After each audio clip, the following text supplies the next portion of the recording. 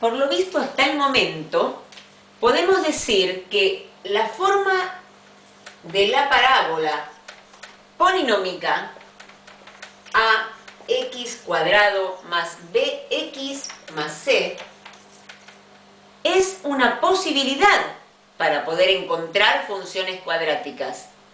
Pero, de acuerdo a lo visto, también hay otra forma que tiene este aspecto. A por x menos un cierto desplazamiento horizontal elevado al cuadrado más el desplazamiento vertical.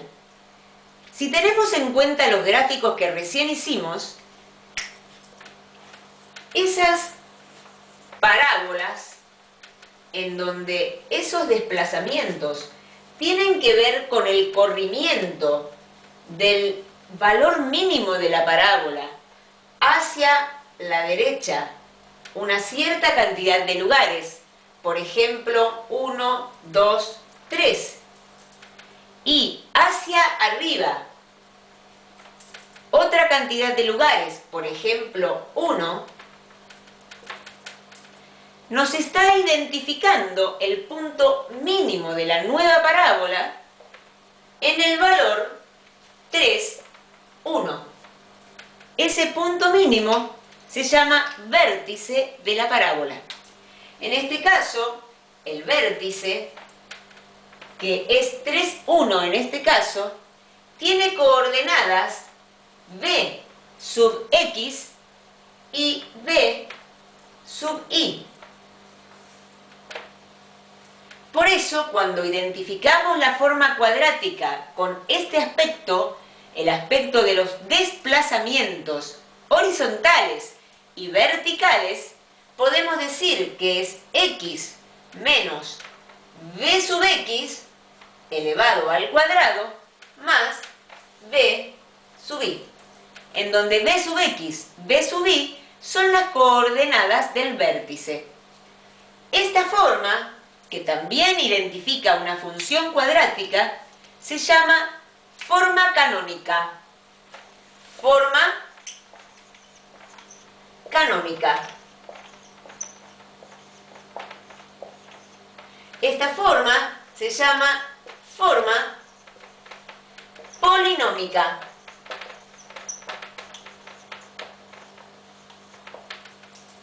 Si en lugar de trabajar con estas formas, trabajamos con la gráfica de la función f5 de x igual a 3 por x menos 2 por x más 1, estaríamos trabajando también con una función cuadrática, porque al trabajar con la propiedad distributiva, logramos un polinomio de segundo grado. Si quisiéramos dibujar esta parábola, también haríamos una pequeña tabla de valores. Y al trabajar con esta tabla de valores, vamos a pensar que de alguna manera también los valores que nosotros elijamos para trabajar en este caso serán valores convenientes. Por ejemplo, vamos a elegir en la tabla de valores, quizás no nos conviene trabajar con tabla de valores. Fíjense que si en lugar de trabajar con la tabla de valores pensamos en las intersecciones con los ejes, las intersecciones con los ejes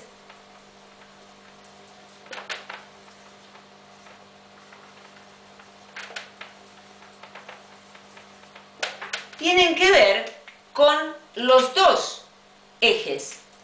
Cada eje es una recta. El eje X es una recta horizontal, en donde todos los puntos que están sobre él tienen la coordenada y igual a 0. No tienen altura los puntos, ni hacia arriba ni hacia abajo. Por eso, este eje está identificado por una recta de la forma y igual a 0. Este eje horizontal. Y si trabajamos con el eje vertical, el eje Y, este eje también es una recta. Es una recta en donde todos los puntos que están ubicados sobre él tienen la coordenada X igual a 0, ni hacia la izquierda ni hacia la derecha. Por eso, la identificación de esta recta es X igual a 0. De alguna manera, al buscar la intersección con la parábola, yo puedo decir que al decir que la intersección es equivalente a pensar en un sistema de ecuaciones, en ambos casos yo voy a pensar en un sistema de ecuaciones, en donde una de las ecuaciones va a ser la parábola, que es esta que está acá arriba, y igual a 3 por x menos 2 por x más 1. Y con ello buscaré la intersección con el eje X. Si trabajo con el eje X, escribiré Y igual a 0. Y si trabajo con el eje Y, haremos la intersección de la parábola que está identificada con el eje Y, y pondremos entonces X igual a 0. El sistema de ecuaciones plantea que la forma de trabajo es reemplazar una variable en la otra. Por ejemplo, si el y vale 0, voy a reemplazar el valor de esta variable aquí. Entonces resulta una ecuación que tiene que ver con 0 igual a 3 por x menos 2 por x más 1. Acá tenemos una ecuación interesante en donde tengo un producto de dos cosas que está igualado a 0. Una de ellas tendrá que ser 0. Entonces, si esta es 0, surge el valor de x igual a menos 1, porque menos 1 más 1 es 0. Y si la que está igualada a 0 es esta, la única posibilidad es que la x valga 2. ¿Se dan cuenta? Entonces, las intersecciones con el eje X son dos. Una está en X igual a 2. Y la otra en X igual a menos 1. Aquí. Menos 1. Estas son las intersecciones con el eje X, que se llaman ceros. Las intersecciones con el eje Y se buscan reemplazando la variable x por 0 en la ecuación dada. Pero 0 menos 2 es menos 2. Por 3 es menos 6. 0 más 1, 1. Por menos 6, menos 6. Quiere decir que en este caso y vale menos 6.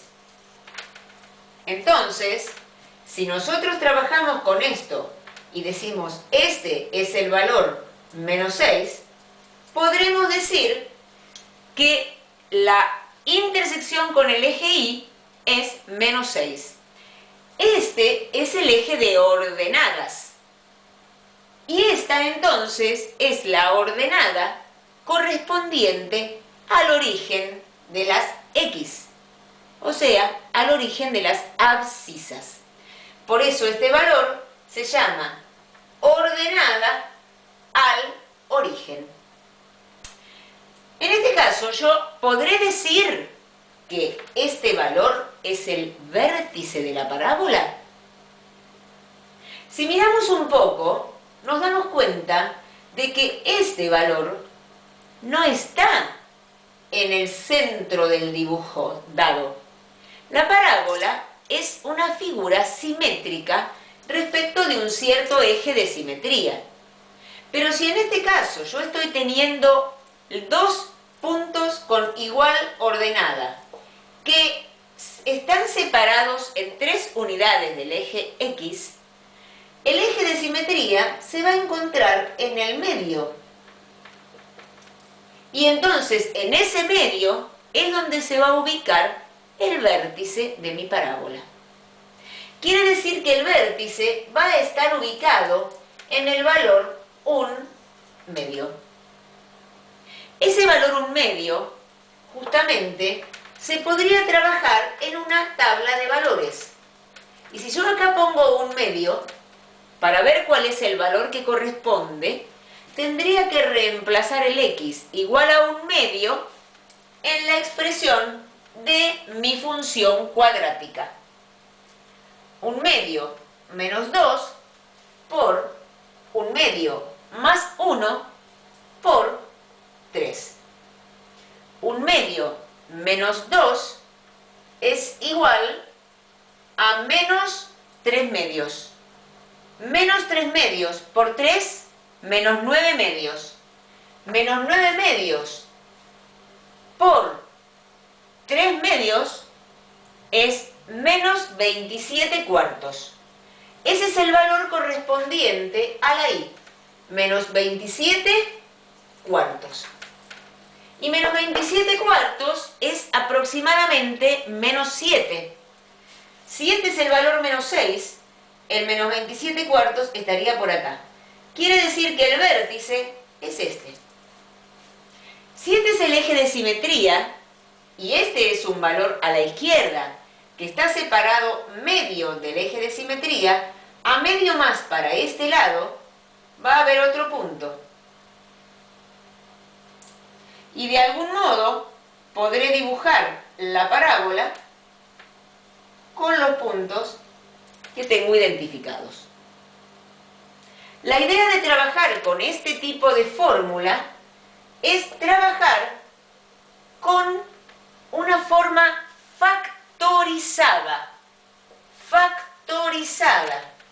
Y esta forma factorizada lo que muestra justamente son los ceros de la función cuadrática. Si yo trabajo con x menos 2, estoy trabajando con x menos 1 de los ceros. Y el otro es x más 1, que se puede pensar como x menos 1, en donde tengo el otro de los ceros de la parábola.